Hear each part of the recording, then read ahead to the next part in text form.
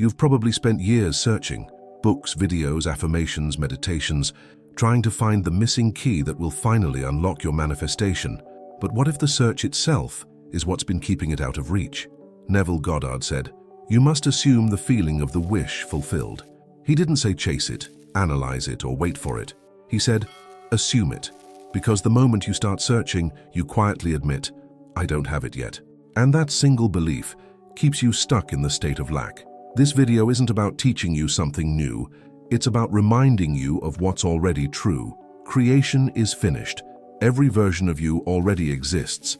The only shift required is from looking for it to being it.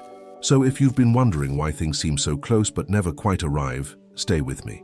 What you're about to hear may completely rewrite how you understand manifestation, identity, and the power of assumption.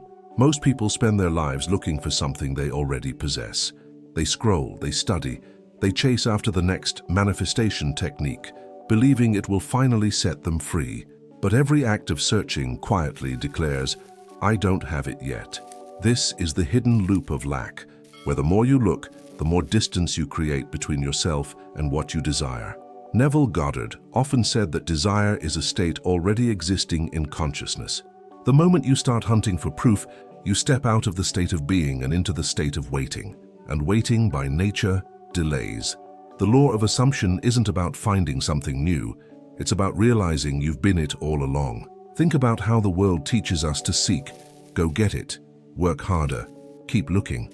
Society rewards effort, but overlooks stillness.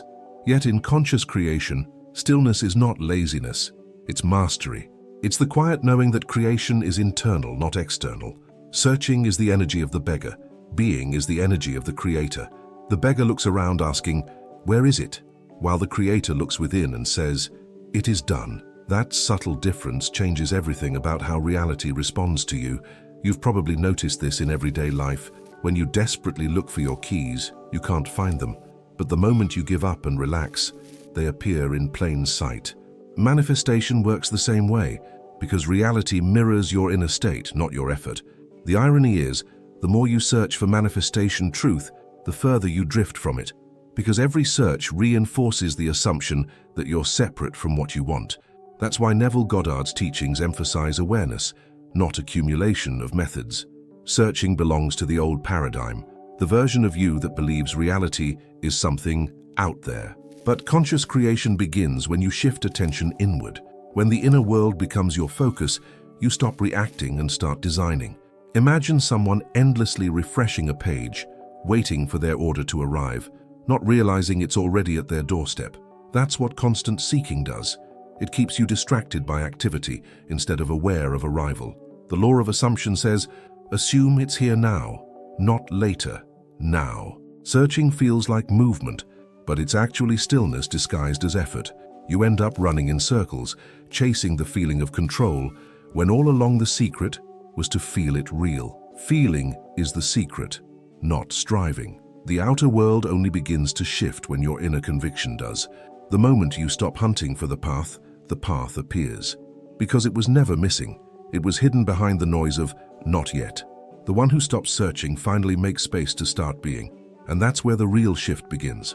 Neville Goddard's teachings rest on one simple but radical truth. Creation is finished. Everything that could ever exist, every desire, every version of you, is already alive in consciousness. You're not here to make things happen. You're here to align with what's already complete. This realization flips the entire game of manifestation upside down. Most people approach life as builders, trying to construct their dreams brick by brick. But Neville invites you to see yourself as a selector, not a creator of matter. In the infinite field of imagination, every possibility exists right now. You don't create abundance. You select it by being the one who already has it. Think of a movie that's already been filmed. Every scene, every ending is stored on the reel. When you watch it, you simply choose which part to play. Life is no different. You're not adding new footage. You're tuning into the frame that matches your assumption. That's the power of assumption in action. The mind resists this truth because it wants control. It asks, if creation is finished, what's my role? Your role is acceptance. To assume the wish fulfilled, to live in the end, to let imagination become more real than appearances. This isn't passivity, it's conscious surrender. When Neville said, "You are God of your own reality," he wasn't being poetic. He was revealing a law. The inner world precedes the outer. Everything seen began in the unseen. So if creation is finished, your only task is to identify with the right version of self. Imagine scrolling through a playlist of infinite songs. The one you play doesn't erase the others. It simply becomes your experience. The song of lack and the song of fulfillment both exist. Which one you hear depends on what you feel to be true right now. This is why effort alone fails. When you're trying to make it happen, you're still affirming separation.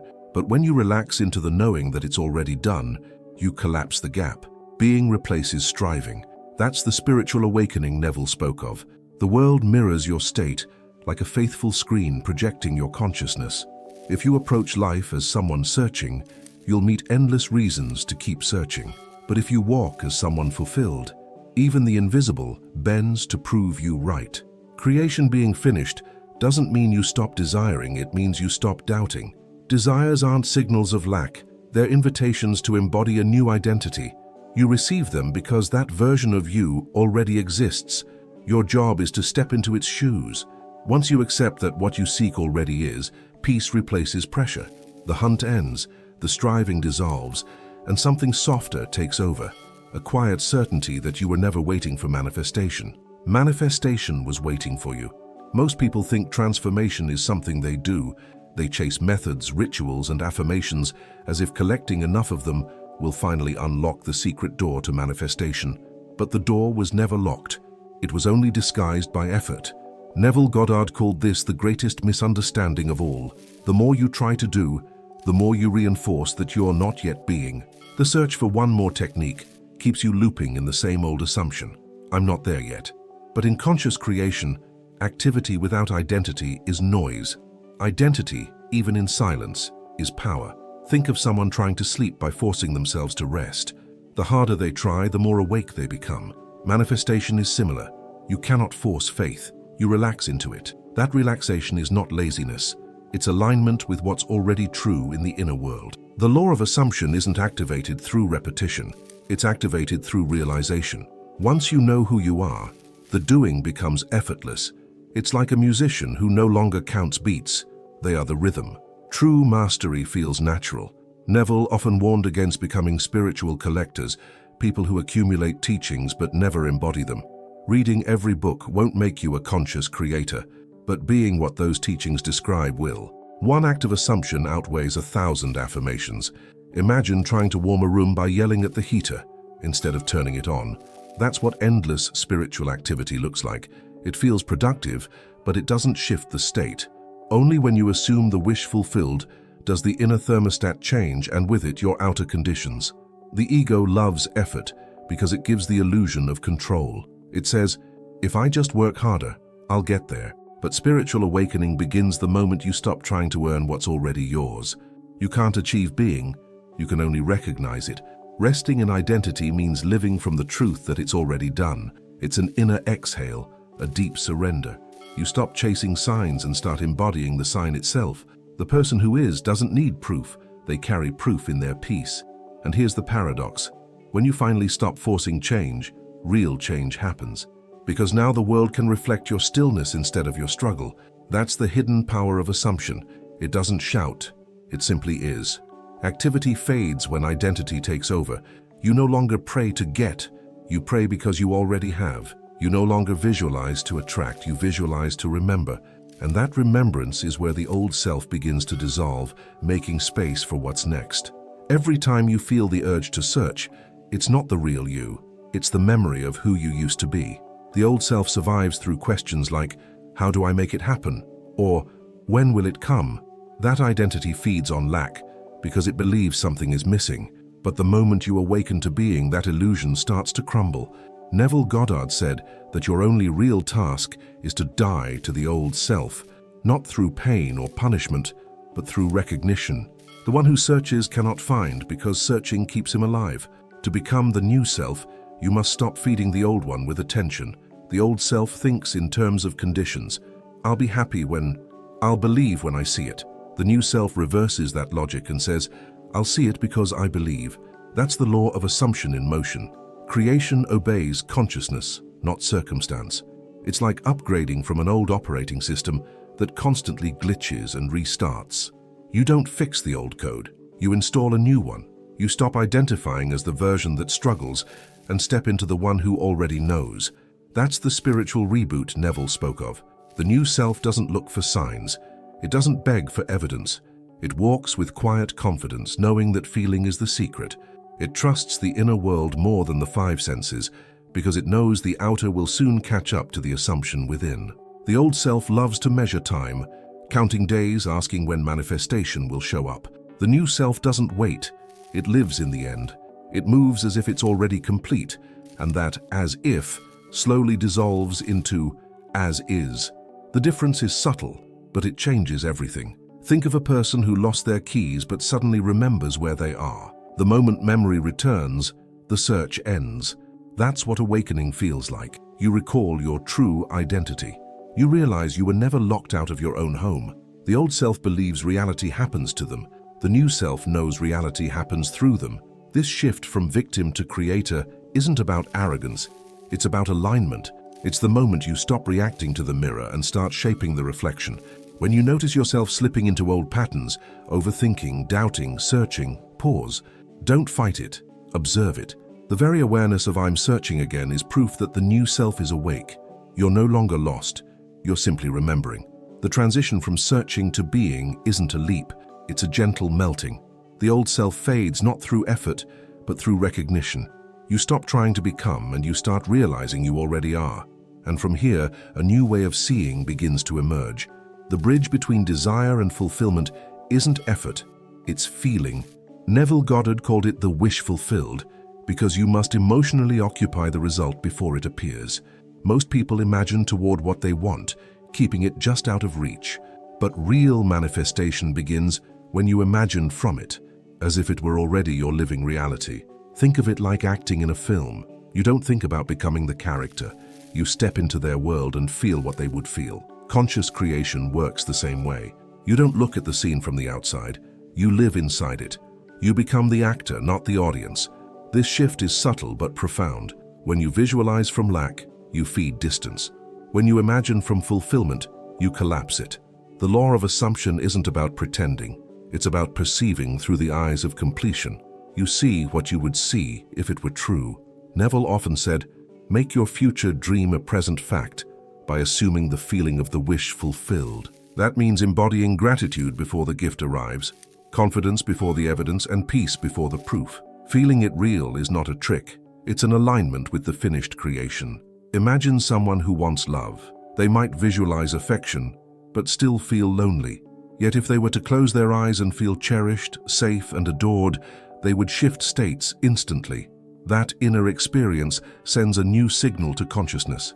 This is who I am now. The inner world doesn't wait for proof. It creates it. Once you stabilize the feeling, the outer world adjusts to reflect it. The wish fulfilled is not a daydream. It's an identity.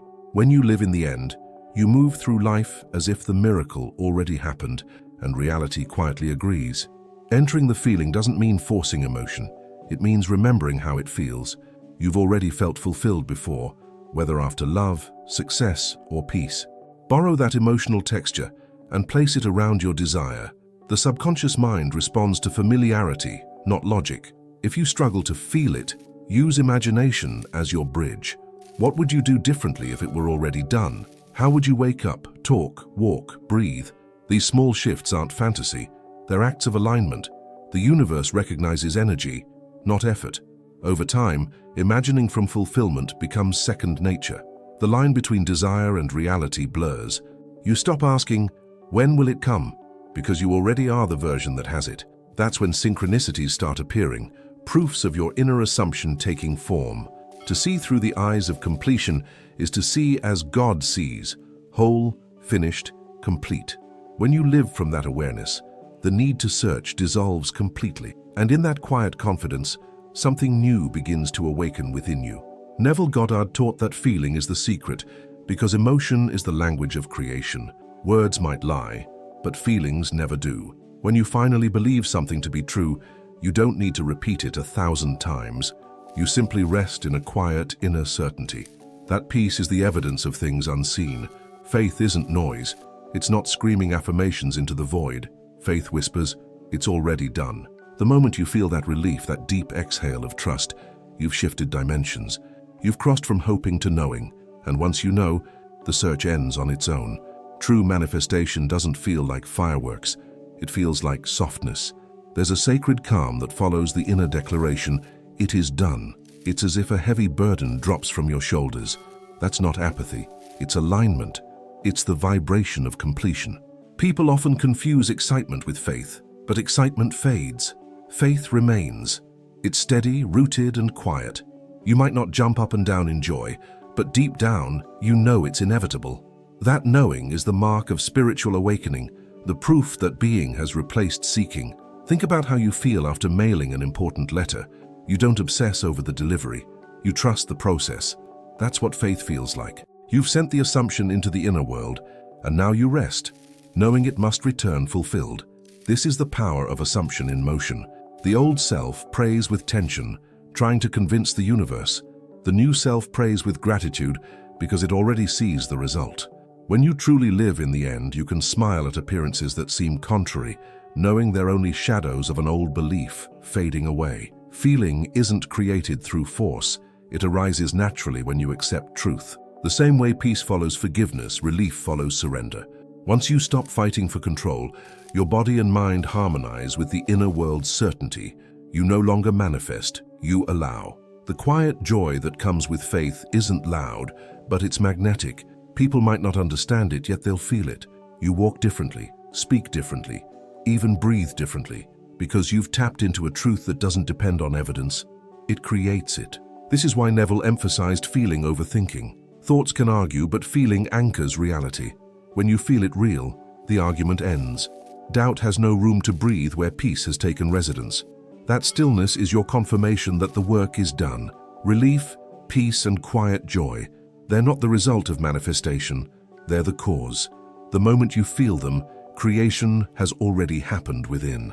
And from this stillness, life begins to rearrange itself, preparing to show you what you've silently declared. The real test of conscious creation comes not in moments of clarity, but in moments of contradiction. When the outer world shows the exact opposite of what you've imagined, the old self panics and starts searching again. But Neville Goddard taught, do not return to effort.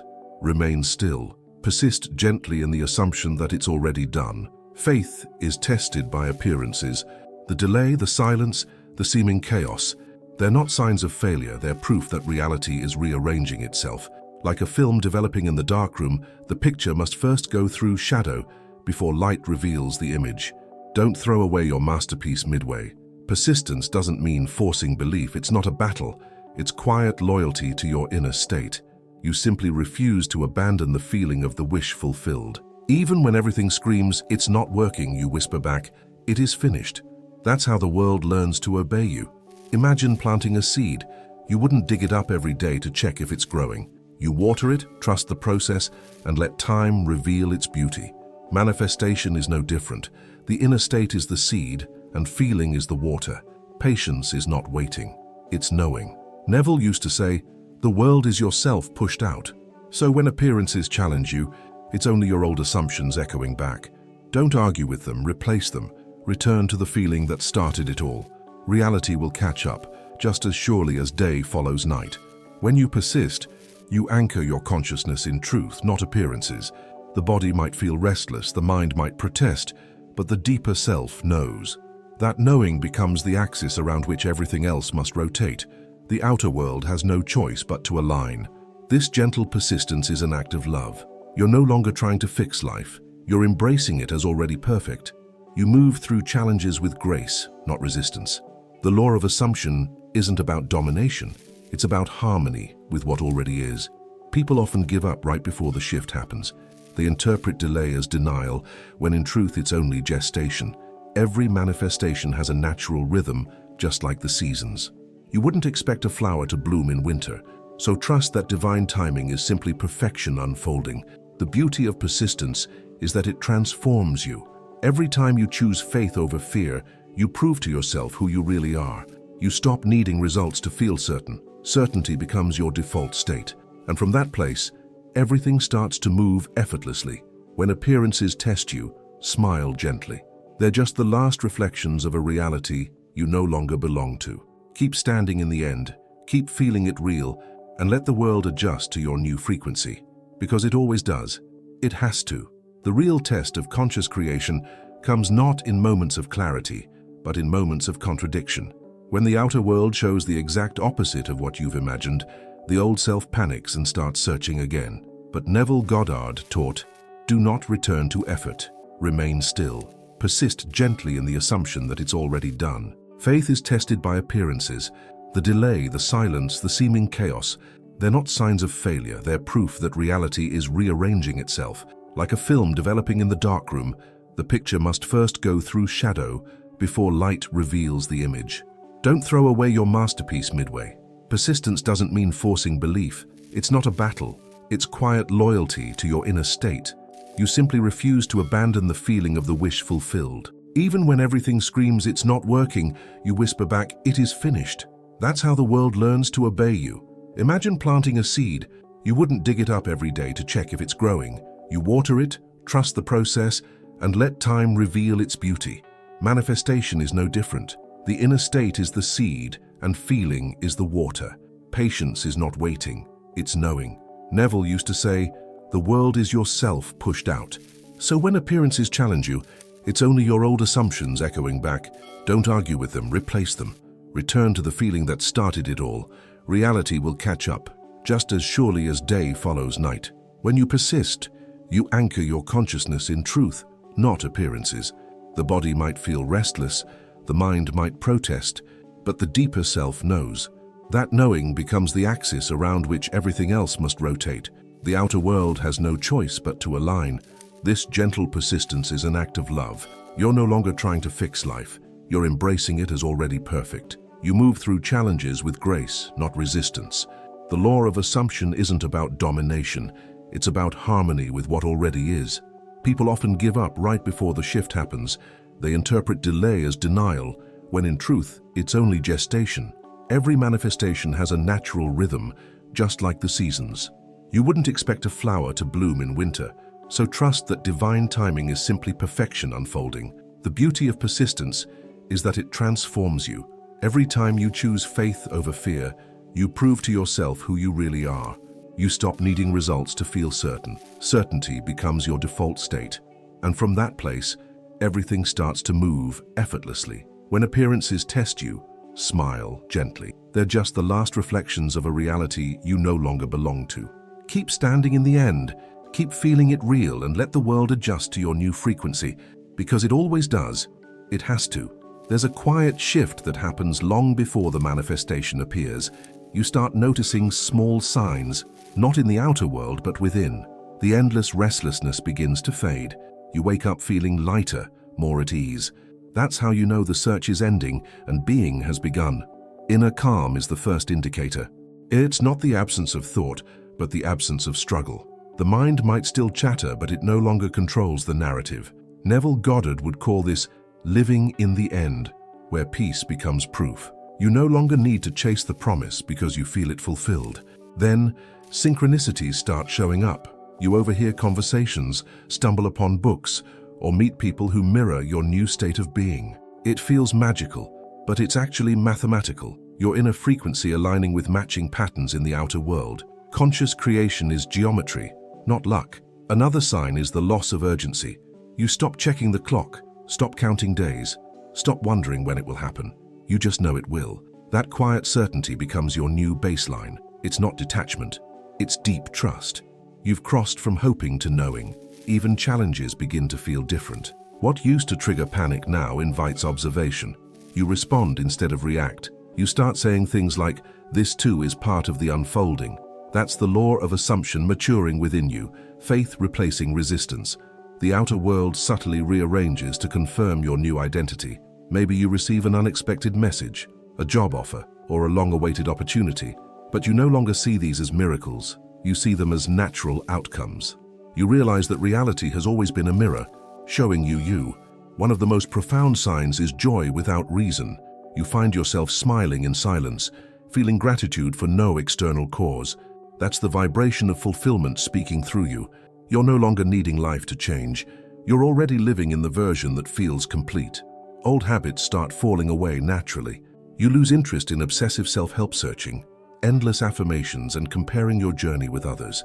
You start listening to your own inner guidance instead of external noise. That's how self-trust is born. You might also notice time bending. Things happen faster, coincidences multiply, and people around you start reflecting your new calm. It's not that the world changed, you did. The inner world became your compass, and the outer world adjusted to follow its direction. These are not random signs. They're signals that you've entered the flow of being. When life starts feeling naturally aligned, it means you've stopped trying to control it. You're finally allowing the divine rhythm to move through you, guiding you toward what's already yours. There comes a moment when manifestation stops feeling like a process and starts feeling like breathing. You no longer visualize out of need. You imagine because it's natural. Neville Goddard called this living from the end. It's the stage where trying disappears and being takes over completely. Deep embodiment isn't about discipline, it's about familiarity. You've rehearsed the feeling of fulfillment so often that it becomes second nature. Just as a pianist doesn't think of each note, you no longer think of manifesting. You've become the melody itself, effortless and alive. The body relaxes, the mind quiets, and your days flow with a rhythm you didn't have to design. Opportunities appear, people respond differently, doors open, but the real miracle isn't the external. It's the inner stillness that remains untouched no matter what happens. This is the difference between acting as if and being. Acting still carries a trace of pretending. Being holds certainty. You don't need to convince yourself anymore. You just know. The power of assumption has moved from theory to identity. It's like learning to ride a bike. At first, you wobble, focus, and overthink. But once balance clicks, effort vanishes. You don't try to balance, you just do. That's embodiment. It's the same with conscious creation. What once felt like technique now feels like truth. When you reach this state, manifestation becomes quiet. No more rituals, no more forcing. You live in the vibration of it is done. Even when appearances shift, your inner world doesn't. You've built your home in the unseen, and everything visible must now follow its blueprint. People often ask, how do I stay in the state? But when you're truly in it, that question doesn't even arise. You don't think about staying in air. You simply breathe. That's how feeling is. The secret reveals its ultimate meaning. Feeling becomes your natural habitat. The ego, once addicted to doing, slowly dissolves. You no longer measure progress. You experience presence. You move through life with quiet confidence, responding intuitively rather than reacting impulsively. The need to control transforms into a deep trust in your inner guidance. In this effortless state, creation feels playful. You realize you can shift realities as easily as changing a thought. There's no strain, no guilt, no fear of getting it wrong. You finally understand Neville's words. The drama of life is a psychological one. You're the director, not the actor lost in the script. Living as the one who already is feels like coming home. It's soft, serene, and powerful beyond measure. You no longer manifest, you simply express, and through that expression the world keeps mirroring your wholeness back to you, again and again. The moment you stop searching, something remarkable happens. The noise fades, and reality begins to respond. It's as if the universe was waiting for you to get quiet enough to hear it. Neville Goddard often said, assume the feeling of the wish fulfilled and let it be. That let it be is not weakness. It's divine power disguised as peace. Searching is like running in circles around your own house, forgetting you already have the keys. Being is walking through the door. The difference is awareness. Once you realize you were never outside, you laugh at how much effort went into staying lost. When you stop looking for proof, you shift from proving to expressing. You no longer demand that life show you results. You show life who you are. And in that silent declaration, the world rearranges itself around your new assumption. That's conscious creation in its purest form. Neville taught that the outer world is a shadow of your inner state. So when you stop chasing signs, the signs chase you. Synchronicities, opportunities, and manifestations appear naturally because you're no longer resisting them with disbelief. You've finally allowed them to exist. The end of seeking isn't a dead end, it's a doorway. You enter it the moment you accept yourself as already whole, already chosen, already enough. In that acceptance, there's no longer anything to find. There's only unfolding, a gentle revelation of what's always been true. This is the true meaning of faith, not belief in something outside, but trust in the unseen within. It's realizing that imagination creates reality, and that the feeling of fulfillment is the bridge between the invisible and the visible. Once you live in that knowing, manifestation becomes inevitable. The world bends not because you force it, but because you've aligned with its source. The mirror no longer shows distortion. It reflects the self you've accepted, and every reflection feels like confirmation. Yes, this is who I am now. The irony is that the moment you stop looking for proof is the moment proof floods in, because reality was never withholding. It was simply waiting for coherence. Once the inner and outer match, everything begins to flow with grace and precision. To live from being is to rest in completeness. You're no longer running after desires, you're walking with them. Life becomes lighter, freer, more fluid. You stop measuring progress and start embodying presence. The journey itself becomes the destination. The search ends where being begins. You've looked everywhere else and now you've come home to yourself. No more striving, no more waiting, no more doubt. Just quiet power, radiant peace, and the knowing that what you once sought was never missing. It was you all along. So now ask yourself, what would change if you finally stopped searching? If you woke up tomorrow and decided to live as the one who already has it, how differently would you think, move, or speak? Because that's the moment everything shifts, when the inner world stops chasing and starts creating. The peace you've been seeking isn't waiting in the future, it's waiting in you. Neville Goddard's greatest secret wasn't about technique, it was about trust. To feel it real, to rest in the knowing that the state of fulfillment already exists, and that your only task is to dwell there until the world mirrors it back. So stop looking for signs and start living as the sign. Let the feeling of completion guide every step. And if this message spoke to you, if it reminded you of something deep within your own spirit, subscribe, turn on notifications, and stay on this journey of awakening through the law of assumption, because this is just the beginning of who you already are.